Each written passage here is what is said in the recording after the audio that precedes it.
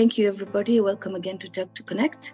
This is Fatma, and as usual, we have such amazing people coming to our platform with such amazing journeys and stories to share with us. The purpose of us having all these people coming to us is to just show you that wherever you are in life, whatever you're doing in life, you can always change, you can always achieve your goals, and you can be and have that fulfilled life that you're looking for. Most of our guests have such amazing stories and amazing journeys that they've shared with us. And today we have such an amazing lady. She's from Canada, originally from Kenya. She's had some challenges in life, from being a mother, being divorced, from an abused relationship. And at the moment, she's a transformational coach and empowering other women overcoming their challenges in abuse. So let us welcome Catherine. And Catherine, I really want to thank you for taking your time, and I want to applaud you for the good job that you're doing. So welcome, and it's my pleasure to have you here today. Thanks, Fatima. Thank you for having me. I'm honored to be on your platform. Thank you. So, Catherine, one thing that we actually do here, we want people to share their journey. And I think let's start with you introducing yourself and share with us your journey from being where you are to being a transformational coach and having this amazing and life that you're having now, and having this platform where you are helping other women to find their own journey and their own purpose in life. Okay, so my name is Catherine, and I'm a mom of 5. I have 3 amazing sons and 2 beautiful daughters, and in addition, I've got 2 of the most amazing, beautiful daughter-in-laws. So my brood is growing. Now, I went through a breakdown of a marriage that was just a few months shy of 3 decades, that is 30 years. So my marriage broke down, and within 4 to 5 months, I had made the decision to leave, and to leave completely. During that time, it was a challenge because I was going through a lot of pain and a lot of anger. But one of the things that kept me going was that I did not want to be defeated. At the time, I was deep down in the valley. If anybody told me that I would be smiling today, I looked at them and thought that they were crazy, because all I saw was pain and anger and hurt. I didn't see anything else beyond my marriage. I had given it my all, 30 years. I'd been with him since I was 19. I was a baby, we'd grown together. So for this breakup to happen, it shattered me, and it threw me off balance. And it led me down the path of being suicidal. But I reached a point where I asked myself that if this is my new normal, how am I going to overcome it? I asked myself, is this the kind of life that I want to lead? Is this the kind of abusive relationship that my marriage has degenerated to? Is this what kind of role model am I? Is this the kind of life that I want to model for my children? Is this what I want to model for my sons? My sons take me as their girl number 1. Am I going to model to them that abuse is okay so that they can abuse their wives? Mm-hmm. Hell no. Am I going to teach my daughters, my princesses, that they can take abuse? Hell no. Abuse is never okay, irrespective of the perpetrator. Being married does not mean that the other person controls you. If you're in marriage, you're in a partnership. The other person does not own you, they don't control you.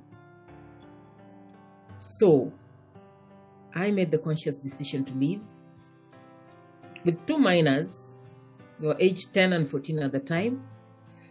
And I did not just go to the next neighborhood or to the next city. but I went across continents. I left Kenya and I came to Canada, to a place whereby I knew nobody. I had no friends here, and I knew nobody. And I came to start a new life. We arrived in Canada. One morning, I woke up and I'm like, now what? I have taken these kids and I have come with them here. Now what? That statement made me fight. That statement, every morning I would wake up and ask myself, I look myself in the mirror and ask, now what? And that statement made me fight. That statement made me want to live for my children. I would wake up and look at my daughters and I'm like, now what am I going to do with them? I was still in pain, but I had to heal for their sake. And when I healed, they also healed. So my healing had a ripple effect. That is what pushed me to fight for the girls. Wow. Wow, wow. That's an amazing, and it's quite a tough journey. And I've just had a lot of things that you said there, and I think it's amazing when one makes a decision to just take your life in control, where you're not going to be in someone's mercy. I think a lot of women are putting their lives in to become a victim of someone's power. That's an amazing and a powerful thing to do. So one thing that you said is like, you just decided that I'm going to take control of my life and go across countries. But where I come from, you come from Kenya, and there's one thing that you know, that there's a lot of cultural issues that are actually holding women to stay in these abusive relationships. There's so many things that we are being told as culture, and it's not nice. What would you advise a woman? Because I think most of the women who are staying in abusive relationship, are staying because they feel ashamed if they get divorced. What will the society say if I leave my marriage and go out? So they don't have the confidence. Let's say you had the confidence of moving and doing what you did, but a lot of women are bounded with culture, and they're actually going through severe abuse. What would you tell women who are there, who are in these situations? Okay. Yes, I understand those cultural beliefs and the societal stereotype of the good wife. I got that thrown into my face. First of all, I'd been with this guy for 30 years, and I'm a mom of 5. So how are you going to start life after 30 years of being with somebody? You are a mom of 5 kids. I was told that a good wife holds her home together. Mm-hmm. Stay for the sake of your children. And I battled with, I actually battled with, no, I didn't even toy around with it. I battled with the idea of staying for the sake of the children. Mm-hmm.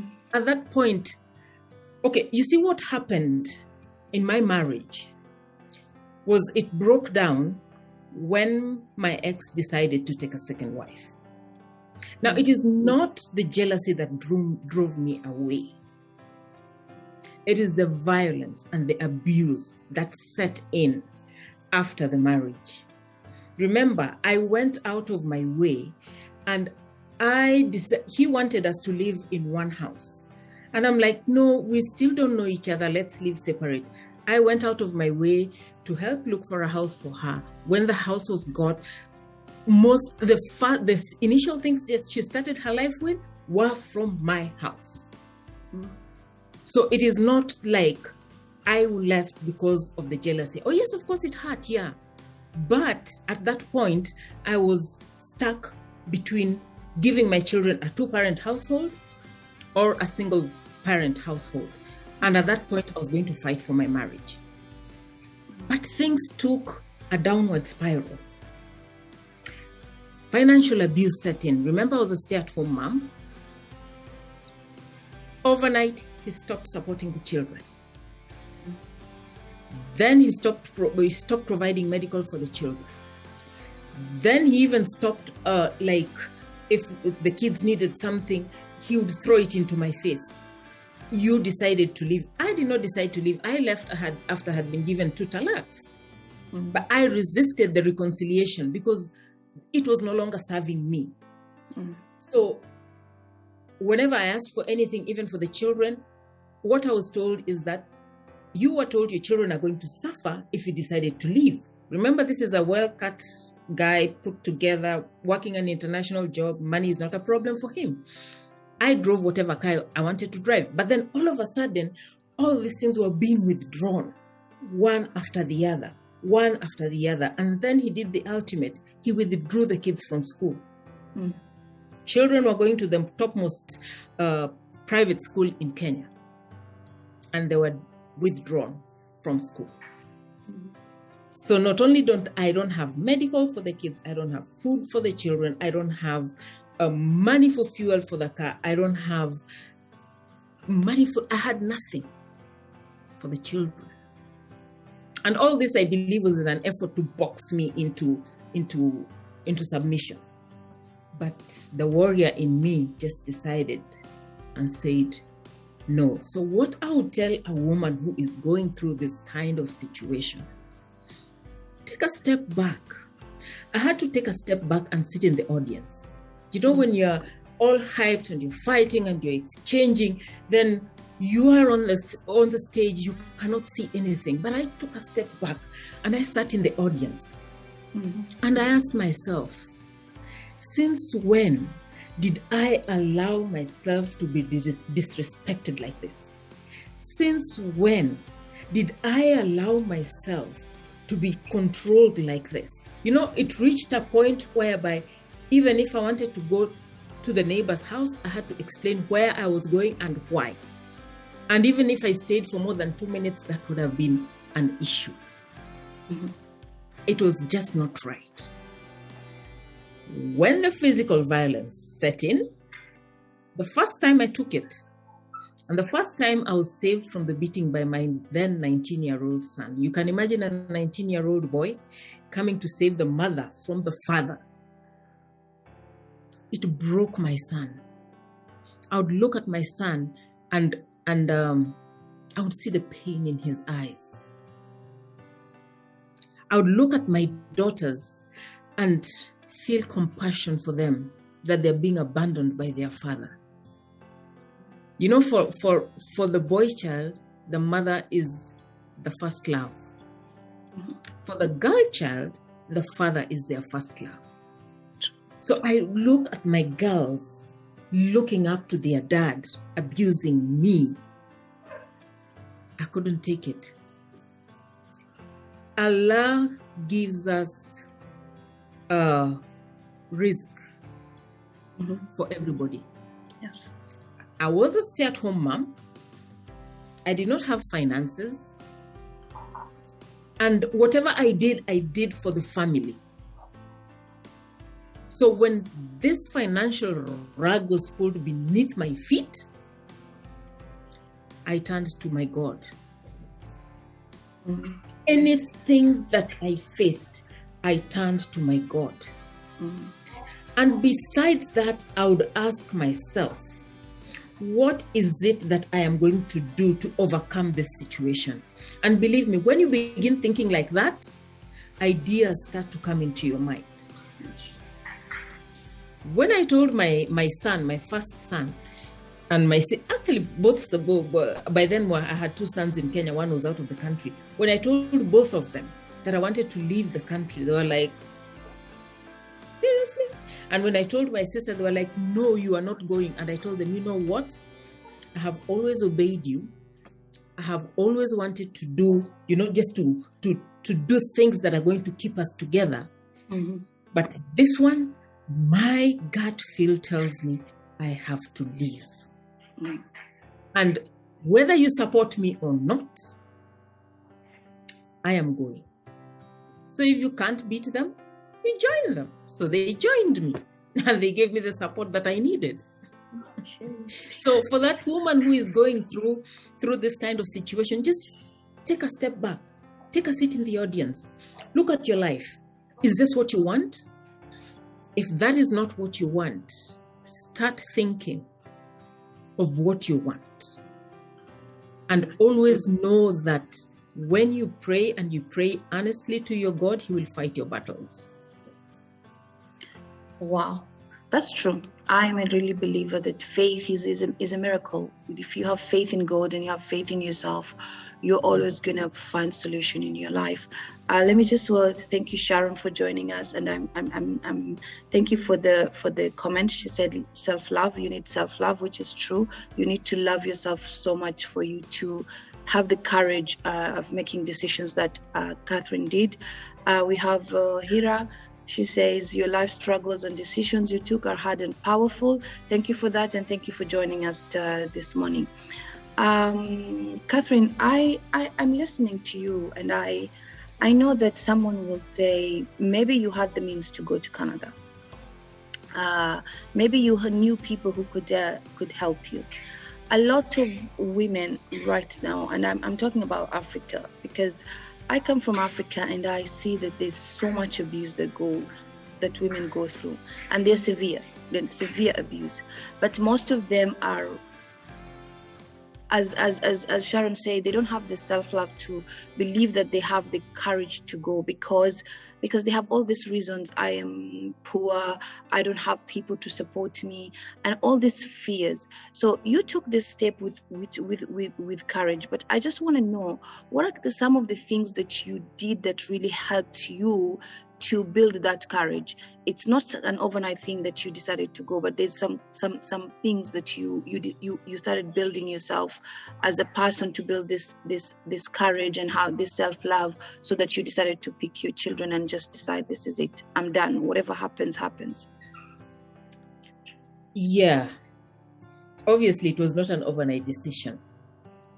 It is something that built as the abuse grew.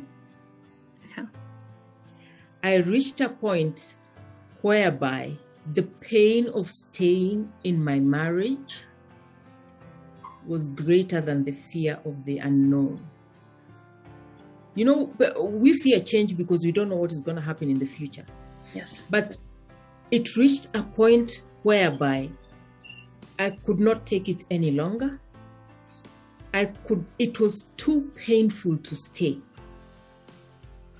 And that's why I told you that then I had two choices. I was suicidal. It was either I would die and leave my kids, or something was going to happen. That pain was intense. And as a coach, I know that pain is not entirely a bad thing. Mm-hmm. If I hadn't gone through that pain in the sequences, the way they happened, exactly the way they were, that there was no food, there's no money for this, there was no this, I didn't have it, including withdrawing the kids from school, I probably would have stayed. But I had lost all that. So what was the point of staying? I had lost my life as I knew it. I had lost my kids' lives as I knew it.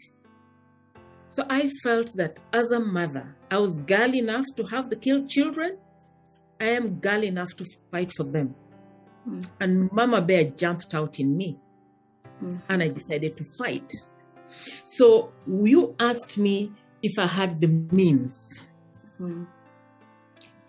I will say yes and no. Okay. Yes, because I had the visas to come to Canada. No, because I did not have all the finances. I had to pull a few strings here and there. I had to, like I sold my furniture to raise a ticket. I did a few things here and there to be able to get out. I arrived in Canada. I started life from a hotel. I didn't know nobody. But when you have belief in your mission, things begin to align themselves with your belief. And you are able to surpass boundaries that you would not have done so in normal life. I sit back today and I wonder that, would I do now what I did then? And I'm like, yeah, hell, probably I'd do even worse. But believe me, you have to believe in your mission. I believed in it to a fault. Nothing was going to change my mind. I knew it was going to be difficult, of course. As a grown-up, I knew it was going to be difficult. I didn't know. I was leaving my family. I was leaving my friends behind, going to a new place. But I had to do it. My second son lives in Canada here, but in Manitoba, with his wife. And at that time, they were just starting their relationship. I didn't want to go there and then because I had 2 kids. So I would be like the other woman plus 2 kids. I didn't want to burden my children. I was still able to work. Alhamdulillah, I had my brains. So I did not want to be a burden to anybody. So believe in your mission. And you believe in it to a fault. In as much as it scares you, believe in it. And if it doesn't scare you, then it is not big enough. That is true and very powerful.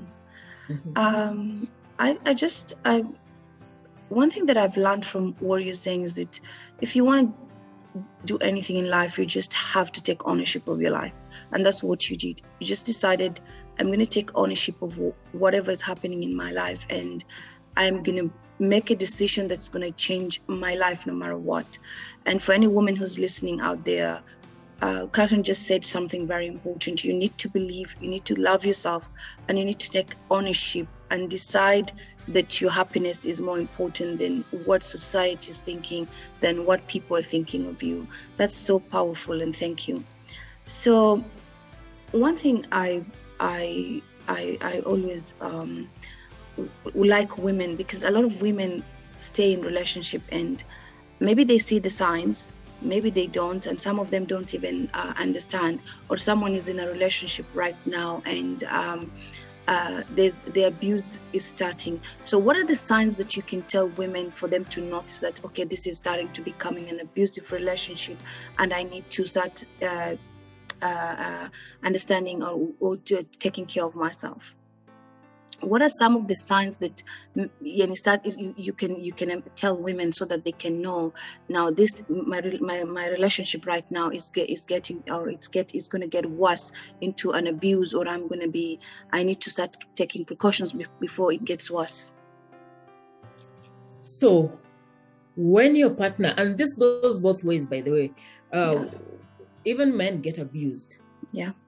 When your partner becomes, they start belittling you in front of friends and family, when they don't value what you say, when they begin little bits and pieces of control, in that they even want to control what you wear, who you talk to,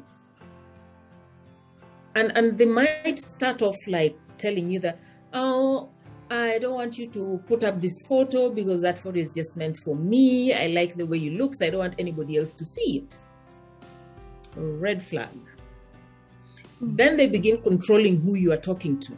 Then they want to control your every move. Then they want to find out each and everything that you're doing, where you're going, It starts off like they're coming from a place of love. But it is control. Then they want to take you out from your secure base and isolate you. Now, that is a place that you should not go to. When they get you out of your secure place and they take you to a place to an open field, then they will just walk over you, roll over you like a bulldozer will roll over you. Don't get there. When they become abusive, when they hit you. In fact, they might start off by breaking cups. And you're like, he didn't hit me, he just broke the cups. Red flag. because it only escalates. It doesn't go back. My case, I remember cups were broken almost 15 years earlier. Then the love bombing stage came in, and oh, I'm sorry, and this, and gifts, and extreme love. And usually people will stay for that love bombing. Mm-hmm. You will not stay for the crisis. You stay because when it comes, it's so intense, and it's like your love is renewed. Mm-hmm. You get gifts, whatever you want, you're given. Even if you want a car, you want whatever you want, you will get. So you are living for those moments. Mm. Before you know it, you're sucked into a pattern, a roller coaster, because you'll go up, down, up. Then all of a sudden, then they hit you with one big major action, and you're like, oh my goodness. Before you know it, they're apologizing, they're so sorry, and you believe them. Mm-hmm. This is somebody you're intimate with, and like in my case, I'd been with him for 30 years. So of course I wanted the best for us. Of course I wanted to stay for the children. Of course I wanted to hold my family together. But when I took ownership, yes, and I stopped playing victim, another thing is that you need to stop playing victim. People are going to tell you this and that, but when I'm being hit, I am alone. Yes. Stay for the children. When my children did not have food, I was alone. Mm-hmm. A good wife holds her family together. When my family was cracking, I was on my own. Those people were not in my situation at the time. They're only saying things that suited them, or things that are a stereotype of society. So I decided to stop playing victim. Because when you keep saying that, I can't do this because so-and-so did that. I can't do this because so-and-so did that. You're not going anywhere. Yes, so-and-so decided to hit you. So-and-so has decided that you are not worthy of being his wife. What choice are you making? You have choices too as a human being. Make your choices. He's made his choice, or she has made her choice. Mm-hmm. I mean, if I come to your house, Fatima, and I decide to steal your money, it's my choice, right? Yeah.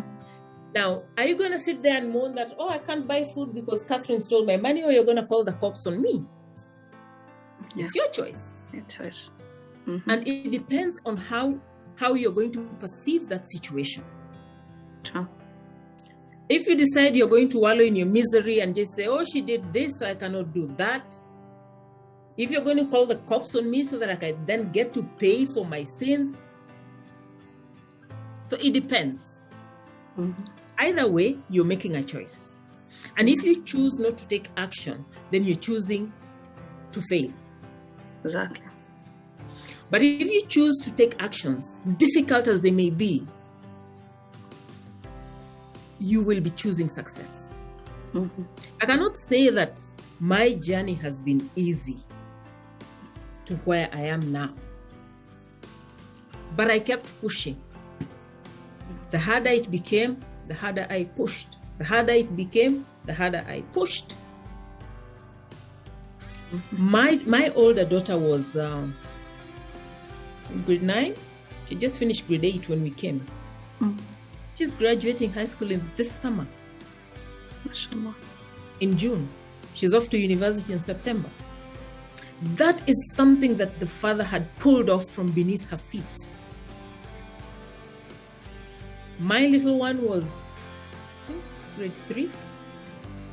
She was grade 4. She's now going into grade 8 in September. So these are the things that I looked at. Mm-hmm. I wanted my children to have the same level of education, irrespective of the geographical location. Mm-hmm. My older kids had gotten the best. And as a mother, I said, I'm going to give my kids the best. And I fought for that. So stop the pity party. They have made a choice. That is their choice. You are an individual. What do you want? Don't sit back and say, like, I have been appalled by the kind of abuse that I'm seeing that is happening back home. Yes. My heart goes out to those people, those who have lost their lives, particularly the children that are being abused by their fathers, and the mothers cannot say anything. Fight for your children. Don't sit back and let nobody scare you. Be scared of only your God, because He will provide for you. He tells us, if you believe in me, I will provide for you like I provide for the birds. The birds wake up in the morning without knowing where they're going to get to eat, but they come back home in the evening satisfied and with food for their children. Yes. So you must take your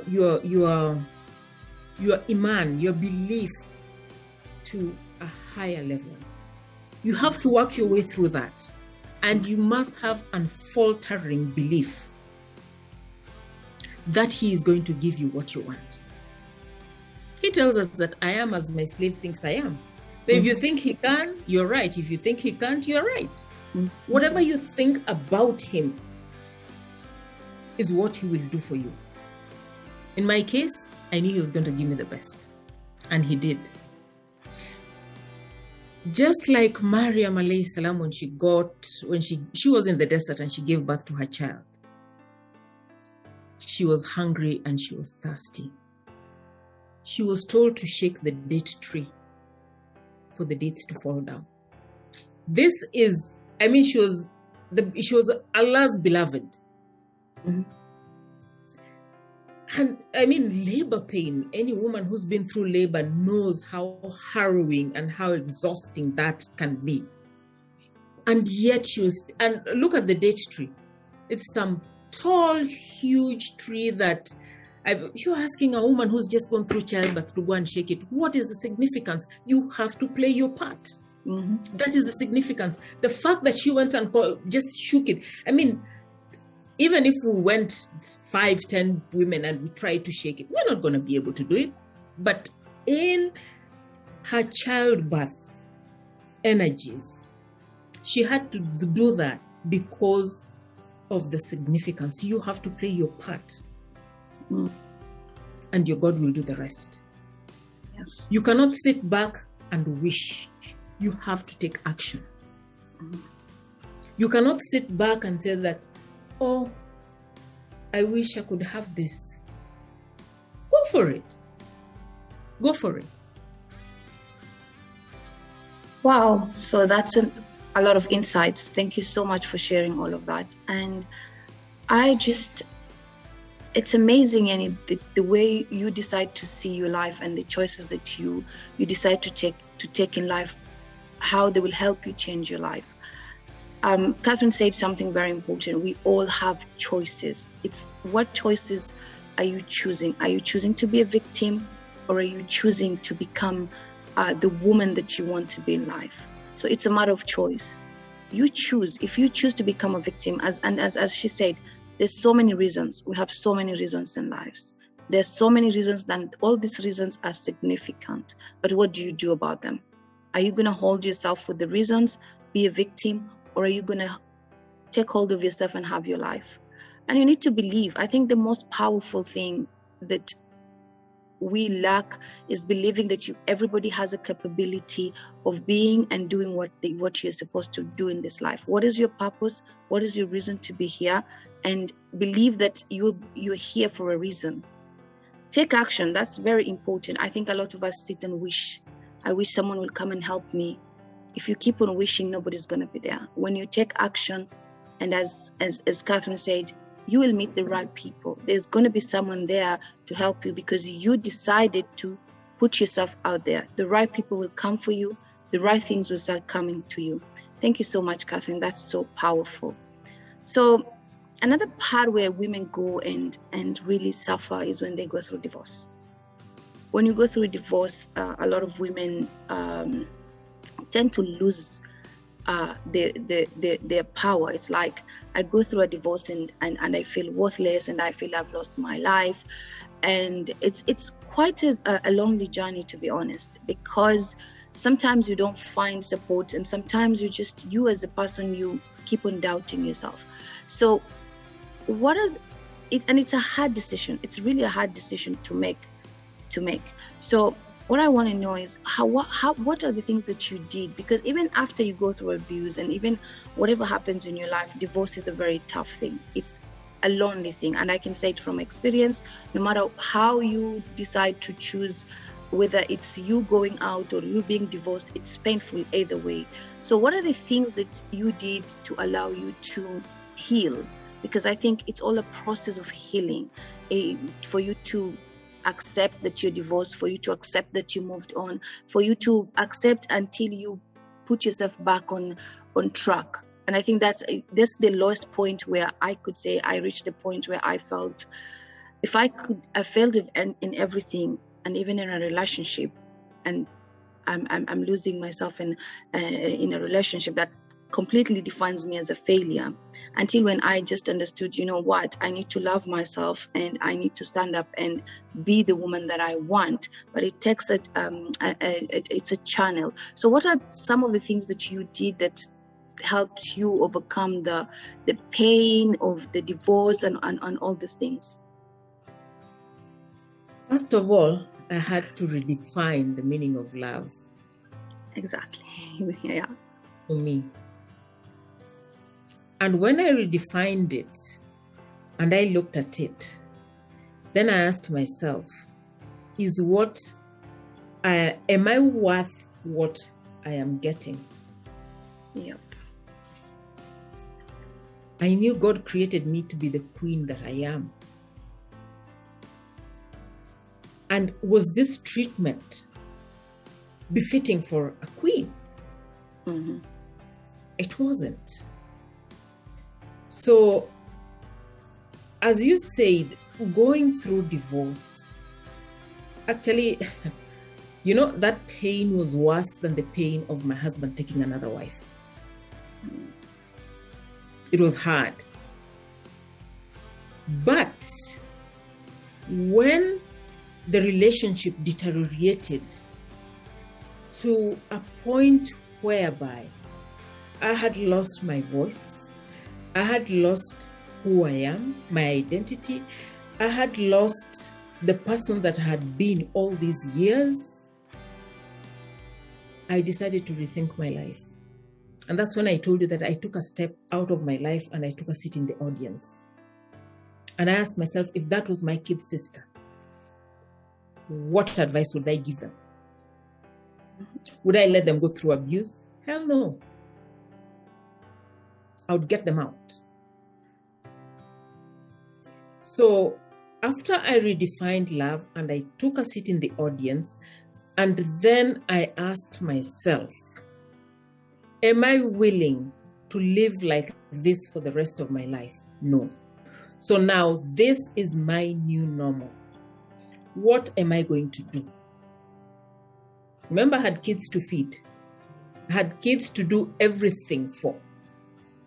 So I decided, for the sake of the children, to heal. And because my kids were in pain too.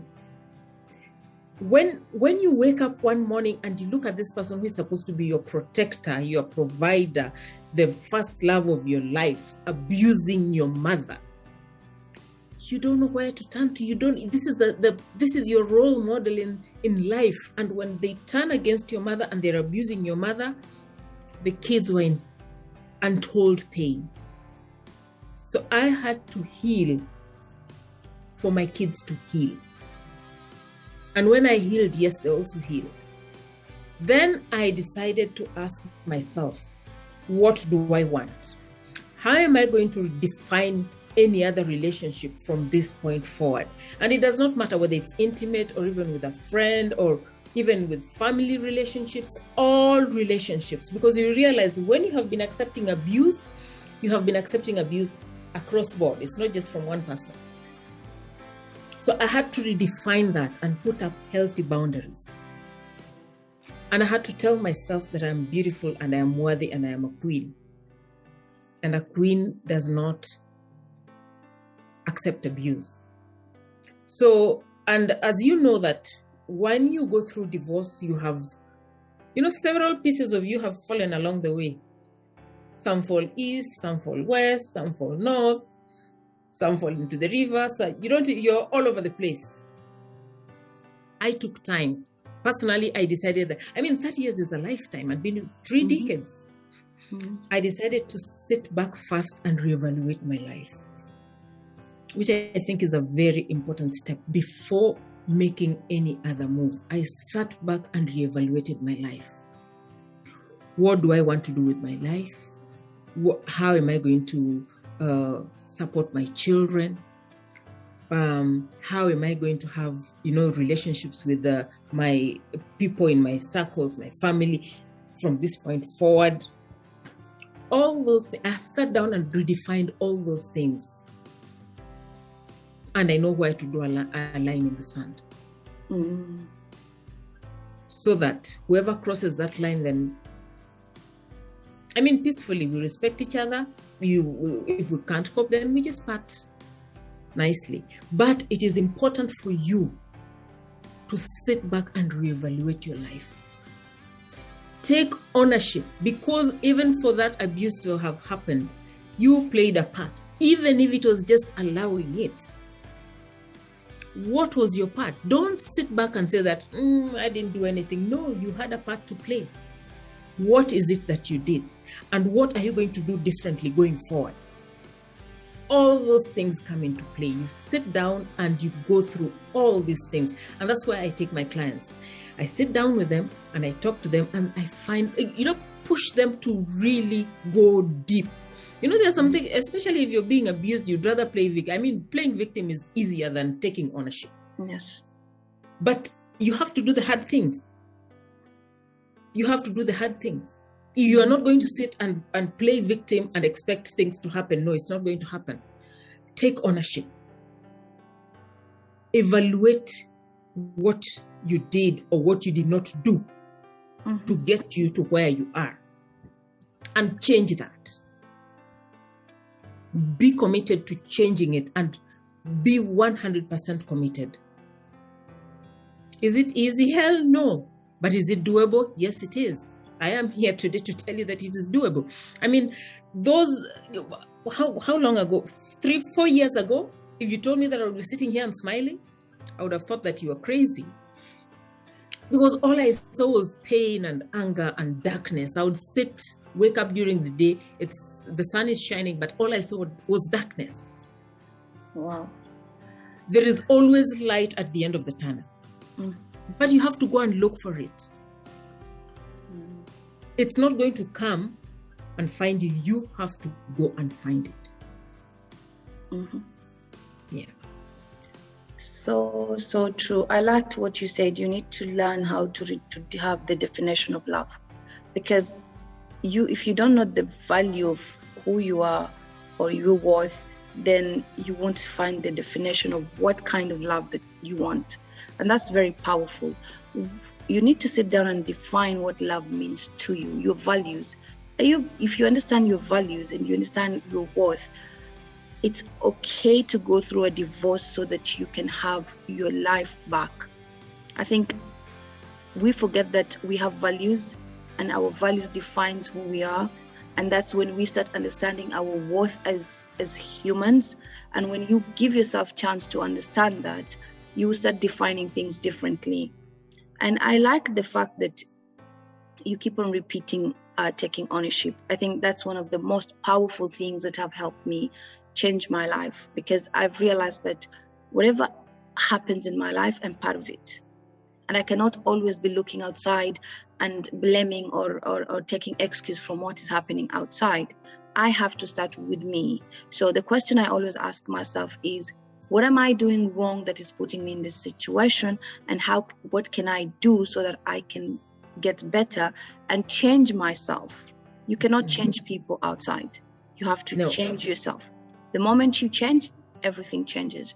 And that's the difficult thing about being in a cultural society, because when you change, people don't understand that you're changing for the best.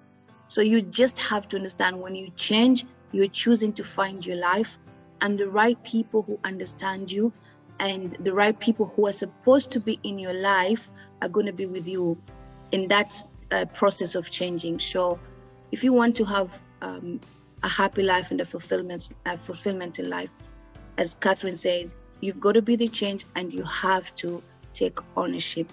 That's so powerful. Thank you, Catherine. So now let's go to you finding your purpose, because I know when you go through all these things, abuse, divorce, and all these things, there's a part where you start feeling you're not worthy. I don't know what I can do. I'm not good enough. But you went out and now you're a transformational coach and you're doing things. So what are the things that just drove you, or how did you end up finding your purpose? What are the things that just you started doing until you started finding your purpose and understanding, like, this is the one thing that I want to do. I just want to empower women, and I want to help women to find their journey and transform them and serve them as much as I can. Okay, one of the things that helped me as I was on my healing journey was to serve others. In as much as I was hurting, I found that being of service to others gave me the hope to look forward to tomorrow. And this is something that I started even in Kenya. In as much as I did not have, but when somebody, like for instance, when I went out and I came back, I always had something, a packet of bread, a packet of milk, a loaf of bread for the askaris at the gate. Always, in as much as I did not have. And I realized slowly that in so serving others, I felt a greater connection to my God, and I felt a greater sense of purpose in life. So one step at a time. Did I leave Kenya knowing that I was going to be a transformational life coach? Hell no, I didn't know. I didn't even know coaching existed at that time. Sure. But just in serving one person at a time, then slowly by slowly, naturally, even before people would be drawn to me and tell me that, oh, I'm having this and that challenge, what would your advice be? You know? So as days went by and I underwent training, and I realized that I could reach out to more people on Facebook, even people that I don't even know. There are people that I've supported that I don't even know their real names. Because my desire is for them to get the transformation that they need, not for me to get to know their names. As you know that with domestic violence, it's sort of like a taboo subject. Yes. And it's also like a personal thing.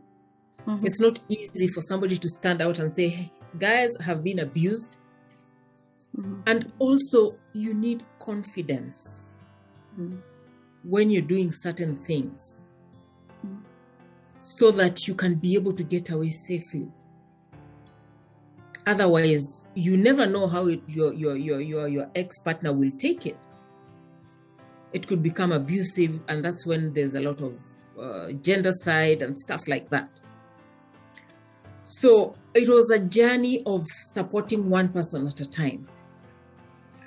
When I got here, I realized,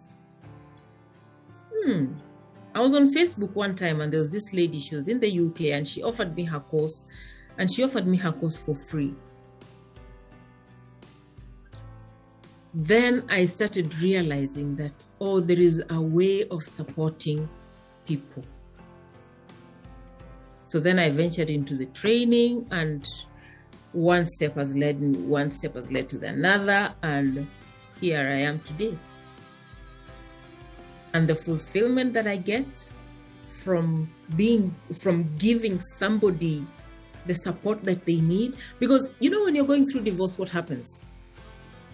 Family will shun you, friends will shun you, you will lose loyalties. I lost loyalties of my people to him.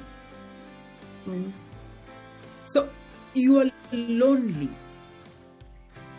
and you're scared and you don't know what is going to happen because things have changed. And we all know that the only constant in life is change. Yes. But are we prepared for it? No, we are not. So when you don't know how you're going to handle your life tomorrow, you are scared and you'd rather do anything to cling on to what you know, cling on to the familiar, other than venture into the familiar. Yes. But with that redefinition, when I sat down and redefined love, and I decided to relook at all areas of my life, and I actually sat down with a piece of paper and said, this is what I want Catherine to be, So then I started living by that. First of all, you have to write it, speak it, then you will live it. So that was how I found myself in coaching. And as you can tell, I enjoy speaking. Yeah. And I enjoy writing as well. So step by step, that is how I've gotten myself here. Wow, that is really powerful. Thank you for sharing. Catherine said something very important. You've got to have a vision, you've got to have a goal, write it, speak it, and take action.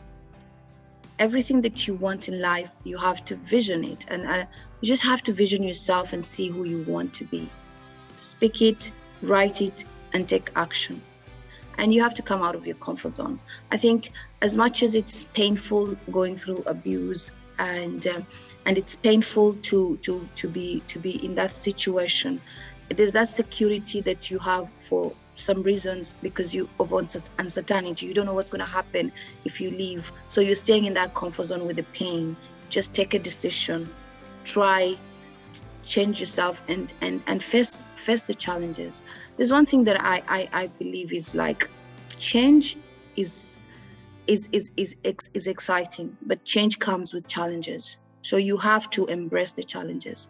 And the part of growth is for you to face the challenges. So if you're in an abusive relationship right now, that's a challenge that you're facing.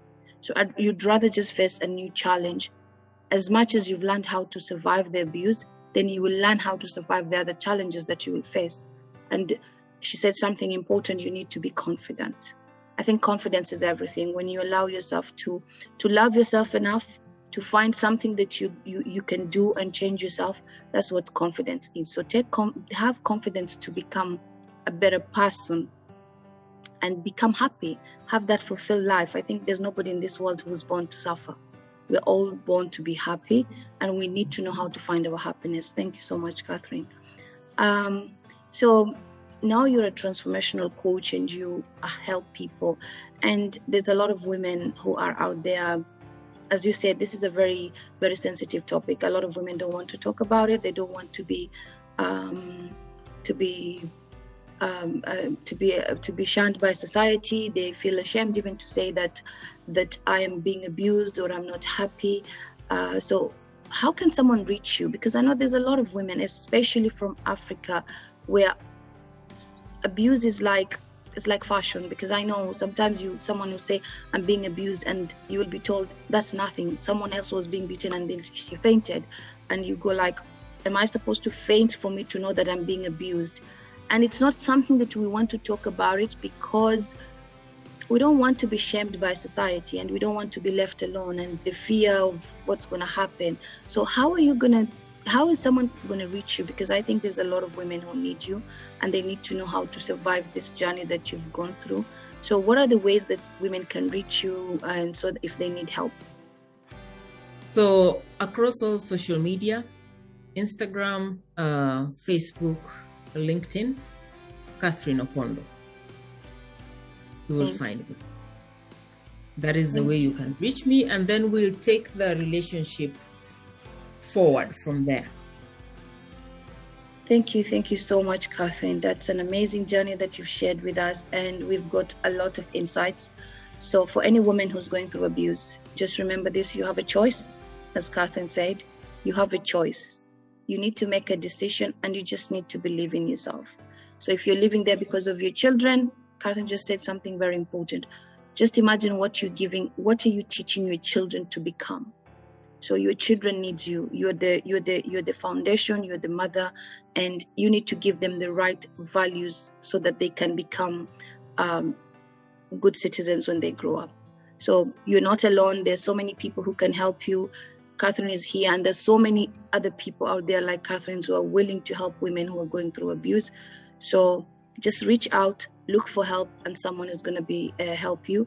Just believe in yourself and have faith in God. I think the most powerful thing that we can all have in this world is faith, and faith is a miracle. So thank you so much, Catherine, for being here today. And I just want to thank you, and I applaud you for the good job that you're doing for helping other women finding their way. Thank you so much. Thank you for having me. I'm honored to be here. Thank you. Bye. Thank you for all the people who have joined. For Faiza, thank you for joining us. Linda, thank you for being here and sharing with us. He says service to humanity is service to God. That's very true. We always have to help others for us to grow. That's very powerful. Thank you so much. And until next time for another interview with another powerful person, I want to thank you for joining us today. And Catherine, thank you, and keep on doing the good job. Bye, everyone. Thank you.